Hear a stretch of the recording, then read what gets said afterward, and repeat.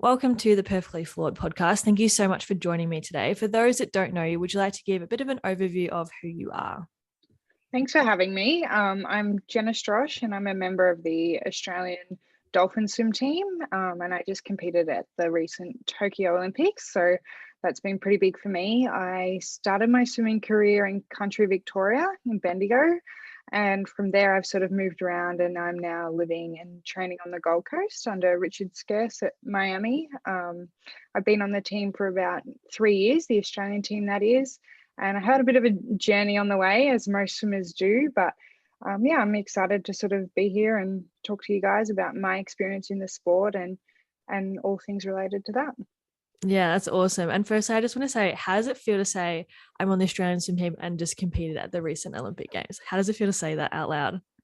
It's pretty surreal, actually. Like, I kind of like, oh, it didn't feel real for a long time, but probably in the last sort of month or so, I'm like, oh, wow. Like, I actually went to an Olympics. And I think actually watching the Winter Olympics sort of made that set in for me to be like, oh, wow, like, is this what it was like back home watching when we were over there? So I think it's just sort of settled in. And yeah, it's pretty much it's a massive privilege and honor, really. And I'm just, yeah, I worked hard for it, but I'm also so lucky that I got that opportunity in the climate that we're in.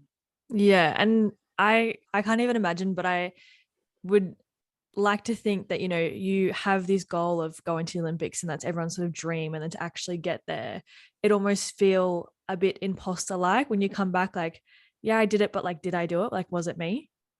Yeah, absolutely. It's 100% like that. And a lot of people talk about, I guess they call it the post-Olympic blues.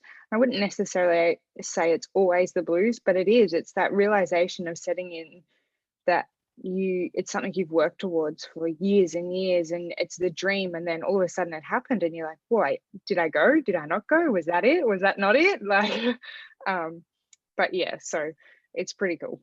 Yeah, it's amazing. And we'll get further into that a bit later on in the chat. But first, I'd like to start with how you got into swimming. And you said that, you grew up in country Victoria. What was the beginning Mhm. like for you? Yeah, so I kind of have a different story to a lot of people. I obviously always learnt how to swim. I think that's sort of token in Australia. We live in the waters, so we're always learning how to swim. But growing up, I was a terrible, terrible sleeper. I didn't sleep at all, much to my parents' disgust. And my dad actually played AFL and he had quite a few injuries and he ended up needing to swim in the morning for his rehab. And me being the bad sleeper that I am, that was a way of them dragging me out of the house early in the morning was to go swimming with him. So that's how I actually got into the sport. It was sort of bonding with my dad. He would go for his rehab and I was a bad sleeper. So I would go along and I'm pretty sure it was 10 laps and then he'd take me to the bakery afterwards. So that's how I kind of got into swimming.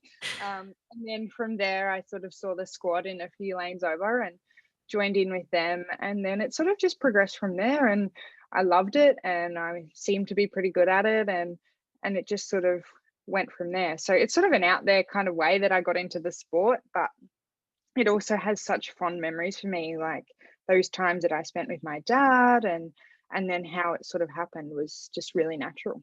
Yeah. And I mean, what a way to start your morning. A few laps and then to the bakery. I know, right? I know, it was so bizarre, but that was, yeah, it's good memories. Yeah. So how did you then progress? Like, obviously, it was bonding time with your dad and then you could see the squad. How did it progress from, swimming, I guess, from the squad? And then, I know that you've now moved up to Queensland. What was that sort of progression like?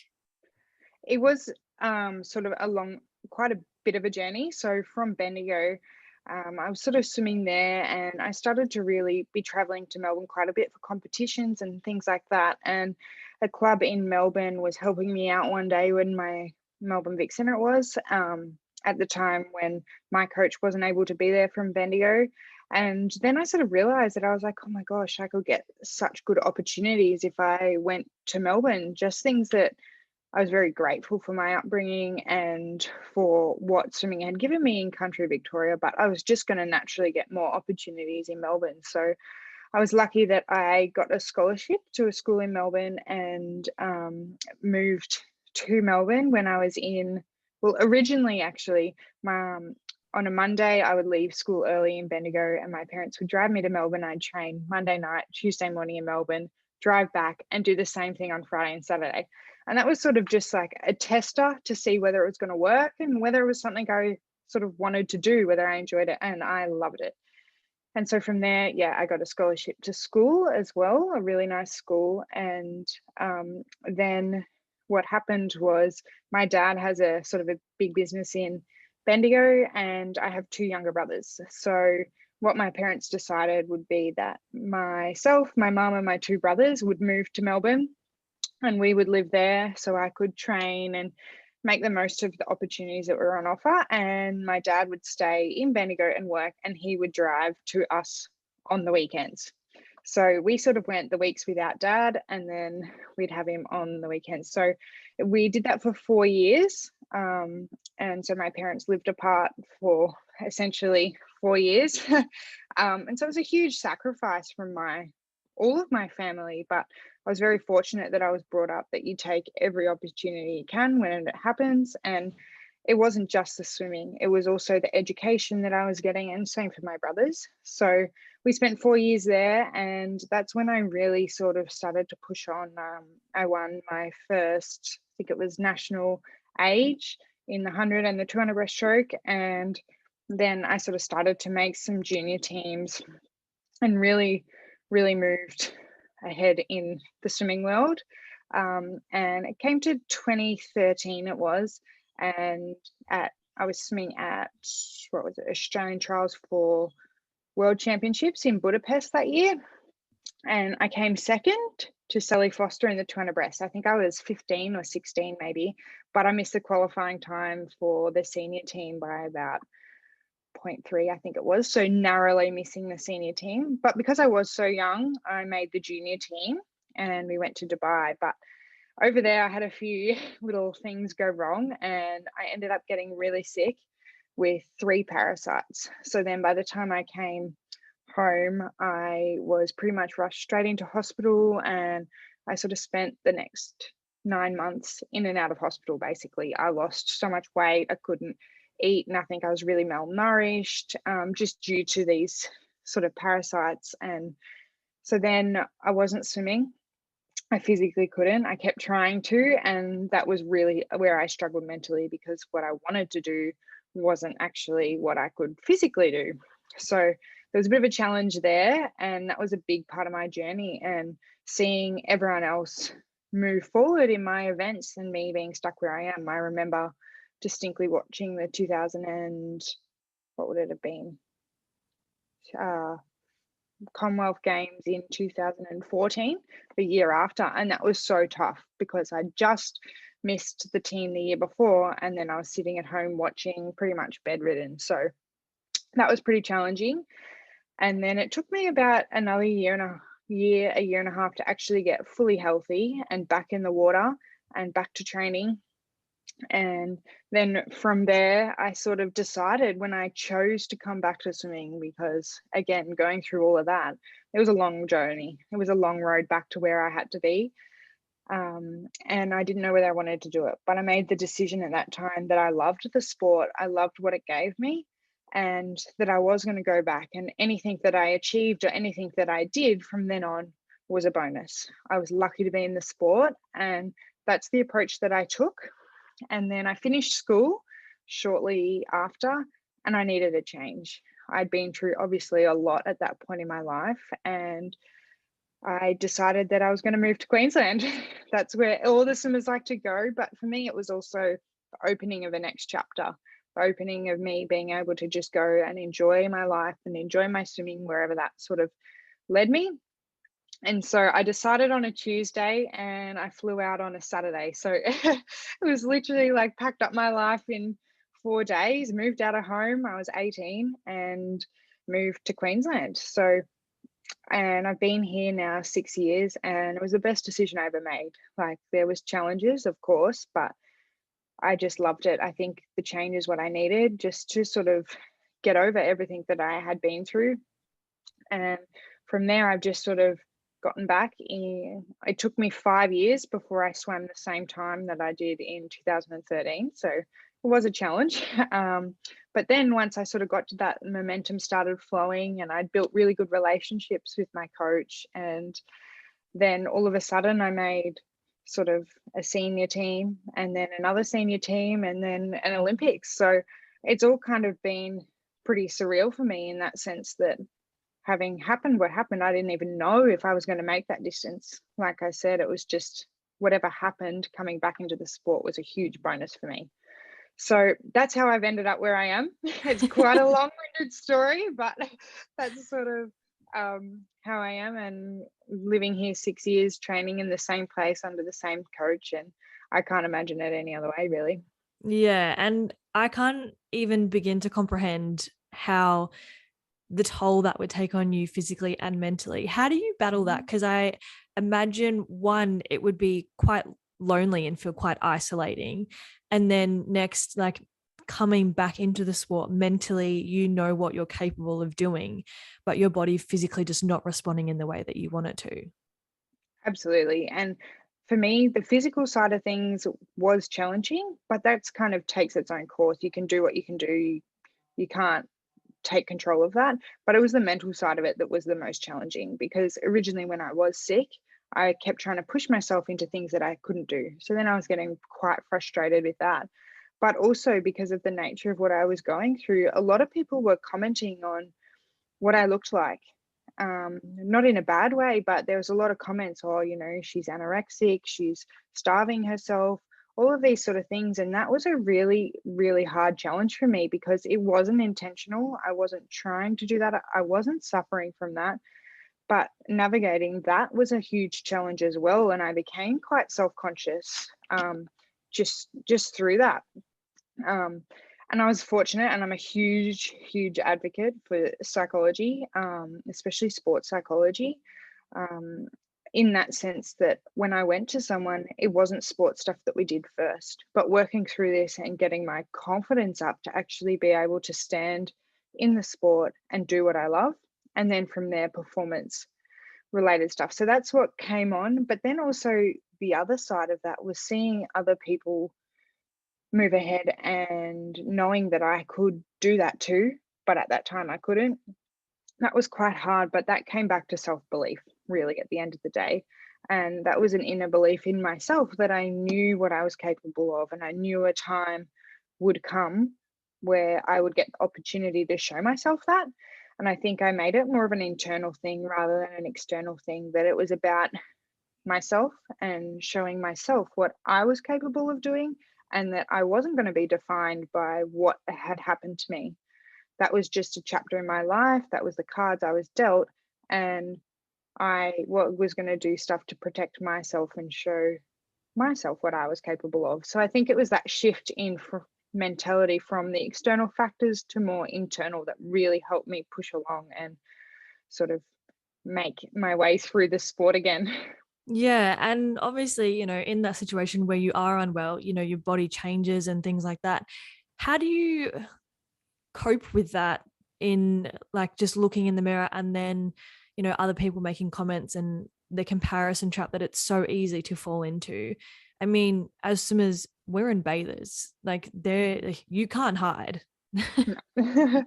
And you know what? Like, that is the thing. You can't hide. And I think initially it was more, I'm quite open now and not really affected by people's comments. But back then I was, because I was vulnerable. And I think at the time there wasn't enough education around that. This is a little bit more now around what things look like or what you should or shouldn't say to someone, and things like that. But the comparison was hard.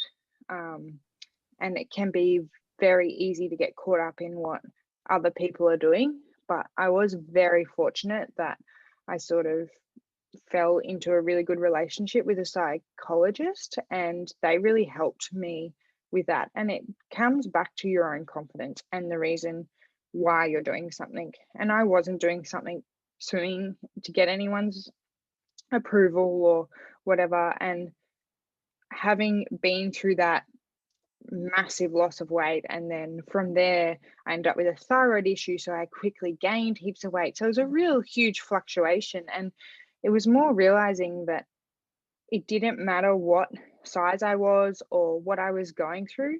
It was what I wanted to achieve for myself. And if I was swimming quick, it didn't matter what, or I was feeling good in the water, it didn't matter what size I was.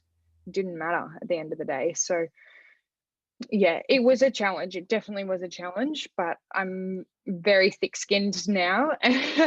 um, and I do feel really sorry for young kids that are sort of navigating that at the moment. Like it's a really tricky situation to go through. Um, but yeah, for me, I just had to go back to why I was doing it, and I was doing it for myself. So it didn't matter what size I was as long as I was getting what I wanted to out of the pool.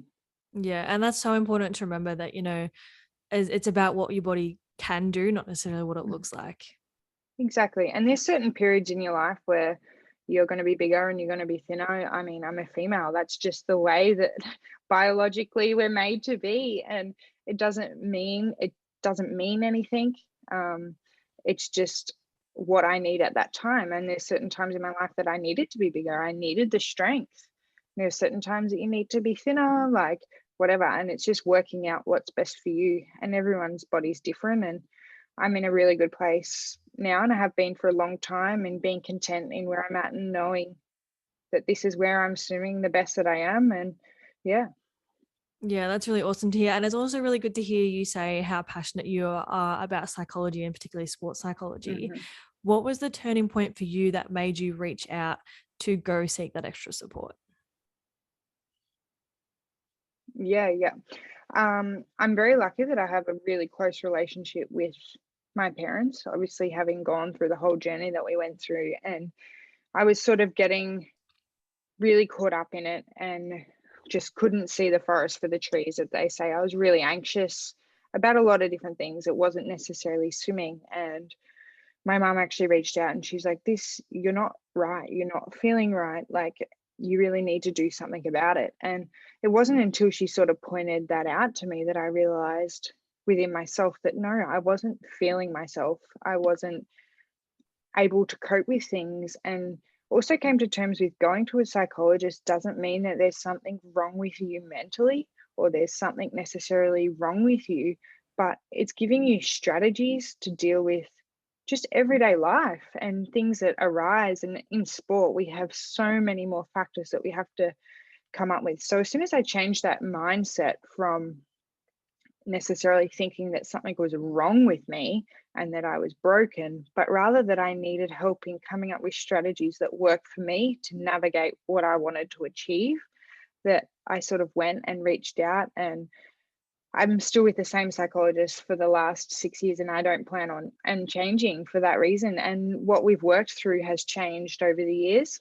And now we do a lot more performance related stuff. But originally we barely touched on swimming. Um, and it was again sort of coming up with those strategies to get past my past, get past everything else and move forward and be content. So that was sort of the turning point for me. And so I guess that's a thing, whether it's a friend or a family member, or if someone reaches out and sort of says, are you okay? Like, is there something wrong? You're not seeming yourself. Sometimes that's sort of the wake up call that you need to actually realize yourself, because you kind of get caught in this paradigm of not realizing what's going on to Yeah. yourself. Yeah, and 100%. And it's so important to have that support network around you. And, it's great that you had someone like your mum, like, you don't seem like you, something's not right. And I would Mm. love to see in our lifetime where people can just see a psychologist and assume that it's like, oh, well, I need help. Like, I'll go get a maths tutor. Or, I want to be better at swimming. I'll go get a coach. Or my shoulder's a bit niggly. I'll go to the physio. Like, just going to that person who has more knowledge than you. Absolutely. And I would 100%, I sit here today and I would not be where I am if I hadn't gone and done that. There's no way I'd still be in the sport.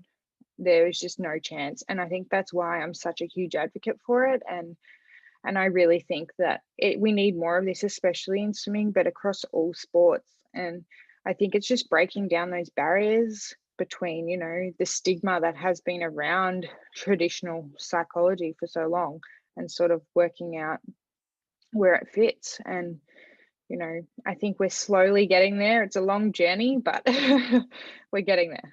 Yeah, and I think quite often we hear, particularly at the Olympics, when you have those post-race or post-game interviews where people sort of say, "Oh, what went wrong?" They always talk about, "Oh, I got too confident, or I got too comfortable, or I got stuck in my head, or I was anxious, or nerves." It's all about these mental aspects that have influenced their performance, but yet seeing a sports psychologist is sort of taboo still. But like, it's such a mental game in sport. Mm. And I think too, like, it's also part of that. It's not going to be a one size fits all kind of situation. And I did try probably two or three different psychologists before I found someone that actually really gelled with me and really what I felt understood me. And so I think that's can be really tricky too when people not necessarily have a positive experience with the psychologist straight away. It can sort of put them off, but it does take time, you know, to find. We're not all friends in the world. Unfortunately, not everyone is friends. You find people that are like you. And same with coaches. Not every coach works for every swimmer or every athlete. So I think sometimes people need to give psychology a chance to actually find someone that works for you, because it might not be one person or the first person you go to. That's definitely something I struggled with when I first started seeing a psych as well. And I think it was my cousin that said it to me. She's like, "You have to think of it like speed dating." And I was like, Yeah. "What are you on?" And she's like, "No, like you're not going to meet like your soulmate necessarily on the first date. Like sometimes it takes a few to get through before you find someone that you click with." And as you said, like a friend, like you're not going to necessarily be friends with everyone out there. The psychologist you meet for the first time isn't necessarily going to be the one for you. Absolutely. So, yeah, it is a tricky landscape at the moment, but I am really strong advocate in finding someone that works for you. And it might not be anyone related to the sport, anyone related to swimming, anyone related to anything, but someone completely objective. It's again different for everyone. Yeah. And I'd love to ask you this question, and I could be totally off base by asking this. Do you think that, part of, your reason for returning to the sport, your family was able to sacrifice so much to help you in your swimming career, that you sort of felt like you owed them the right to perform at a certain level because they had sacrificed so much? That was definitely something I went through, especially when I was sick. It was an extreme amount of guilt. And it wasn't guilt because they made me feel that way. It was my own internal guilt. I'm definitely a people pleaser, as a lot of people are. And I like to make people happy and proud. And my family gave up so much for me to sort of pursue what I wanted to pursue. But again, having that close relationship, I actually voiced that. And I said, "This is how I am feeling." And that is not at all how they felt. Yes, they had sacrificed a lot, but their view was that they'd given not just myself, but my two younger brothers some opportunities that they wouldn't have got otherwise. They got to move to a city and go to great schools as well and meet new people and get exposure in a city environment as well that they wouldn't have gotten if we stayed in country Victoria. So as soon as we had that discussion and I realized that the actual picture was bigger than me, it was a choice we made as a family. And yes, it was to help me pursue my swimming, but it was a choice to help everyone in the family get the best out of themselves. So I guess I was fortunate that that's how my family thought of it, and hearing that from them made a difference, because I was not in I was feeling so guilty. It's huge. My parents lived away from each other for 4 years. Like, that is not an easy thing to do, but um there were a lot of positives that came from it as well. And yeah, so that's sort of how I got through it. And the number one thing is my parents never pushed me into swimming at all. And when I was going through this, they kept saying, "Are you sure you want to do this? Like, is this worth it? Like, we don't care. Stop. Like, you Mm. know, is this too much from your body? Like, we don't want to see you this." It must have been awful for them because I was so sick. I was in hospital a lot. So they just cared that I was well and living and alive. So um it was, at the end of the day, my choice to come back. it was again me wanting to prove to myself that I wasn't defined by adversity, that it wasn't my sickness that made me who I was. And I think when I did come back, I realized that I wasn't just a swimmer. Growing up, I'd always been that girl that was a really good swimmer, at school, she's the swimmer or this or that. But having gone through what I went through, I realized that no, I'm not just a swimmer. I'm actually a person. And I'm a person first. And what I do as a person is more important than what I achieve as a swimmer. And I chose to go back because I enjoyed it. And that's what made me happy as a person. So I think that was the shift. It wasn't sort of me going back because I was a swimmer. My parents had gave up so much, like, to help me be a swimmer. It was more that I went back because I wanted to do something that I loved. Yeah, and I think that's super important, and the main reason why you should go back into something, because like it's a Mm. massive time commitment. I mean, you probably still will always be that girl that rocked up to school with wet hair and smell like Yeah. chlorine and goggle marks, but also more than just that too. Yeah, absolutely. Yeah, so I do a lot of stuff outside of the pool as well. And I think that's super important, having a balance in your life and other things that you enjoy. So for me, that's sort of how I look at it. And that's why I think I'm still in the sport.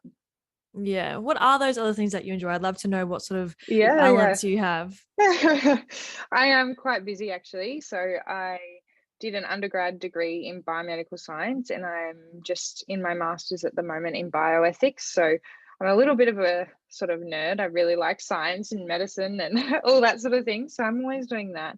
But I also sort of work a bit casually for a company that sells tapware and sort of interior design, and I am really interested in housing and sort of flipping houses and things like that. So there are other passions of mine.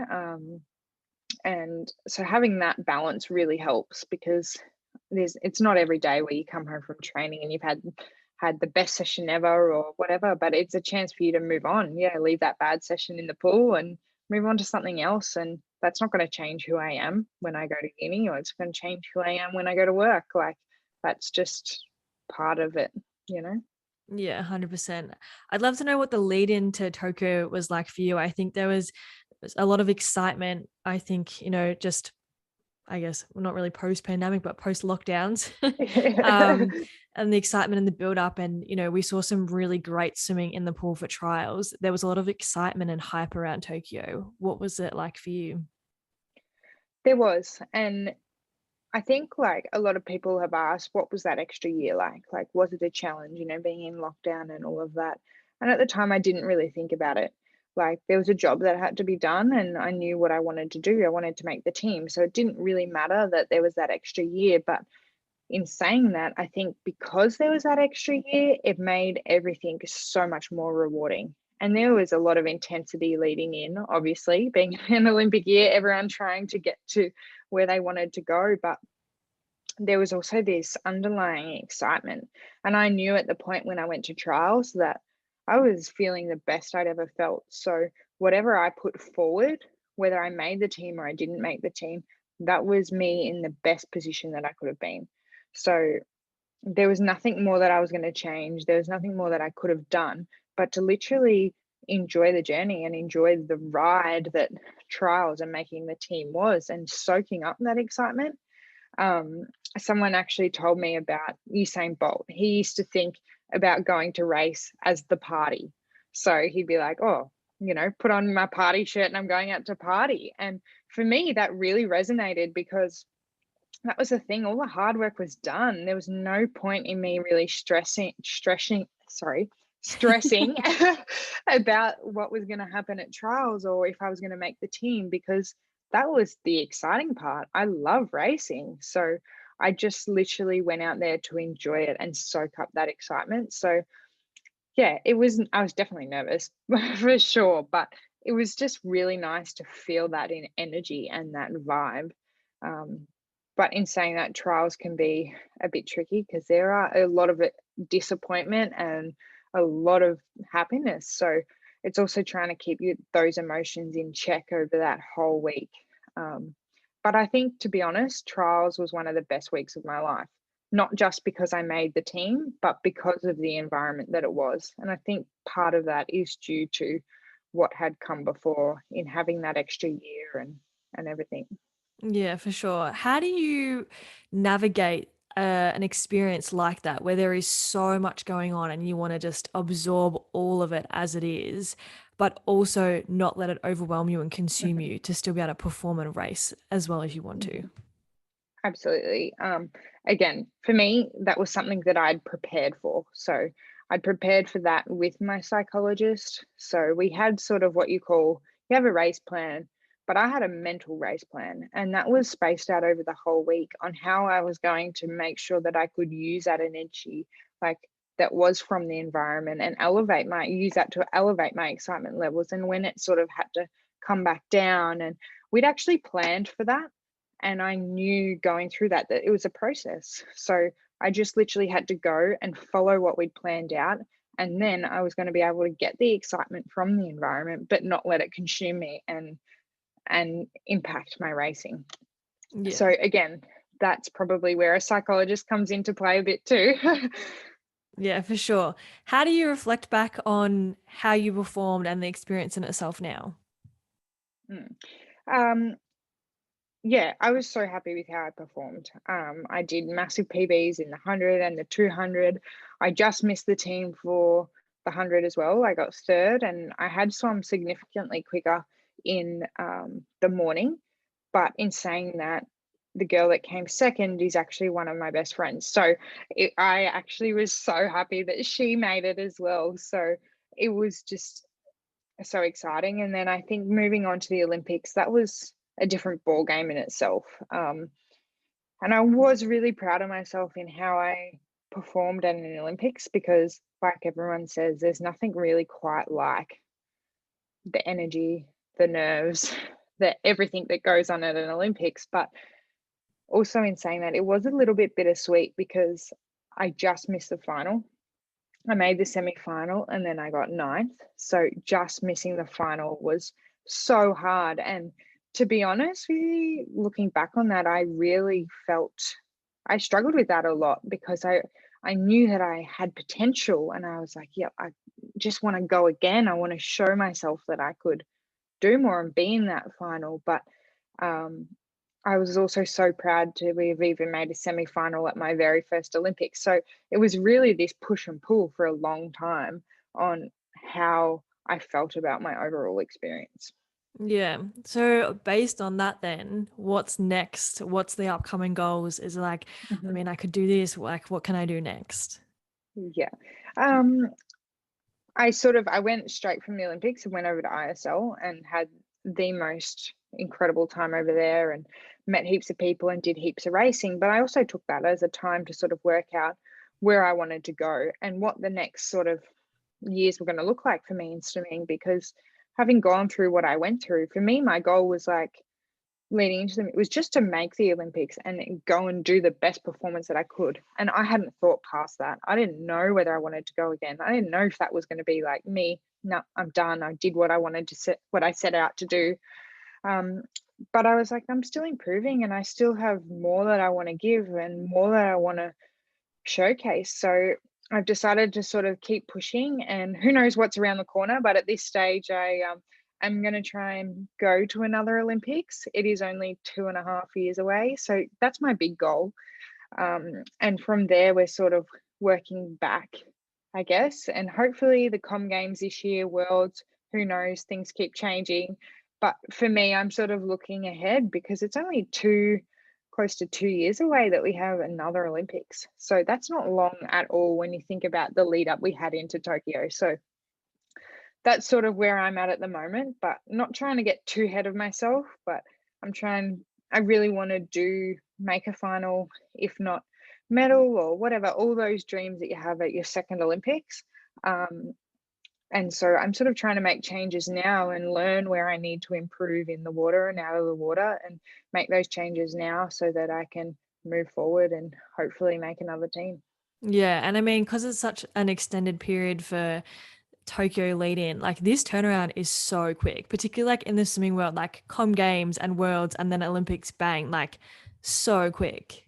It is so quick, and it's like it's kind of scary when you look at a calendar and you see all these all these events. But what I think the pandemic and everything else has taught us that is literally you don't know what's going to happen.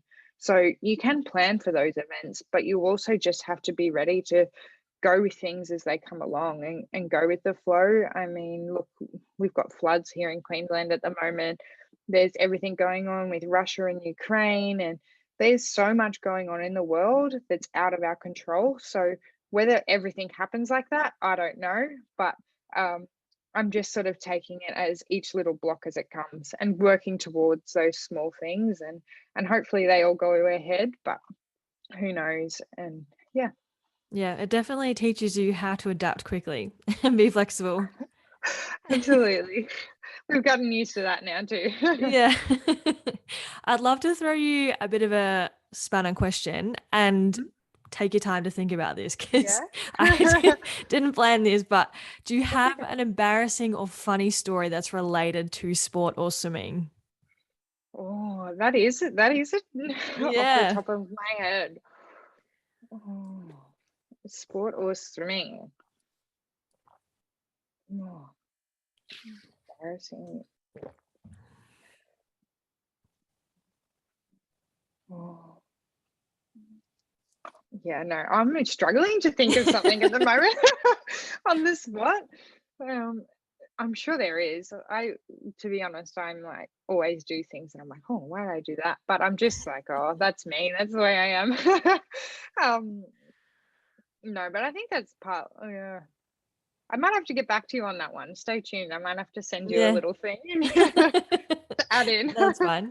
Yeah, I asked it in the previous interview and it was splitting of the bathers, of race bathers, and it's Oh, like, yeah. See, that's never happened to me. Touch wood. oh, So, I mean, I was standing behind the blocks one time and I looked down and realized that they were split right at the crotch and I had to swim 200 oh breaststroke. And I was like, if no. I get out, I'm not going to have any bathers left when I finish this race. Yeah, no. Fortunately, that has not happened to me, but um, I'm sure there'd be something. I've been in the sport too long for there not to be, but oh, yeah, I'll It's think just about so it. normal that it's just not embarrassing anymore. It's just the norm. Yeah, and I think that's part of the thing. We're always in swimmers, right? So we're quite used to everyone seeing us with very little on. So Yeah. I guess you just kind of get used to it. Yeah. Especially if you get deck changed, it's always guaranteed to flash someone at some point. Yeah. Oh, you know what? I've probably done that. That's probably something embarrassing I've done. Yeah. I'd love to do 3 questions. And the first one is, what is something that you're most proud of about yourself? I think the biggest thing that I'm most proud of, and I've sort of touched on a bit, but is making the choice to come back to swimming because I loved it and not because it's something that I felt like I had to do. Um, and then obviously, without saying that, it's obviously making the Olympic team. um, but those two things would probably be the biggest thing that I'm most proud of. Yeah. I'm going to add another question in on that. And if, Jenna going through that awful time where you're unwell, if you could speak to her now, what would you say? Mm. I would probably tell her to step away and get help earlier than I did. Um, I think in those really early days of being sick, if I had have had that support or relationship that I do now with the psychology, maybe the whole journey would have been a little bit different. But it is what it is, and that's probably my big thing for people out there is that seeking advice from someone else doesn't mean that there's anything wrong with you. It's just going to help you get through the challenges that is life. Yeah, 100%. What is your favorite quote and or the best piece of advice that you've been given? Hmm. My favorite quote is "The hungry hound hunts hardest." It's a bit of a Oh, tongue twister, but I think that is what it is. If you want something and you really want it, then you're going to go after it, and that's what you'll get. And it's not necessarily just in swimming. I sort of try to live by that in everything, in what I want, outside of the pool too. It's just about doing everything you can to get what you want, and you will get it if you've got that dedication. yeah, 100%. Any tips or advice for those that are listening? Mm. Mm, Probably my biggest thing would be to not let adversity define who you are. Because, especially in the world of sport, whether it's swimming or anything else, no one makes it to the top, or no one achieves what they want to achieve without going through some sort of story, whether it's sickness like myself, or whether it's injury, or whether it's whatever it may be. We're all going to struggle through times in our life. And I think that as soon as you decide to not let that define who you are or what you want to do, then you're going to be able to be a lot happier and achieve what you want to achieve with a smile on your face. Yeah, 100%. And there's a quote, and I can't think of the wording, but it's something along the lines of a smooth sea never made a skilled sailor. Is that what it is? Yeah, it's definitely something like It's that. I something think like that. yeah. But I feel like that relates to what you're saying in the sense that, that Yeah, you will be faced with challenges and setbacks, but that helps you through your journey. absolutely. Definitely. Well, thank you so much for joining me today and sharing your wholesome story and even bits and pieces in and out of sport. It's been awesome chatting to you. Yeah, no, thank you for having me. And I just hope that this can sort of help someone else coming along the track in sort of the right direction. I'm sure it will.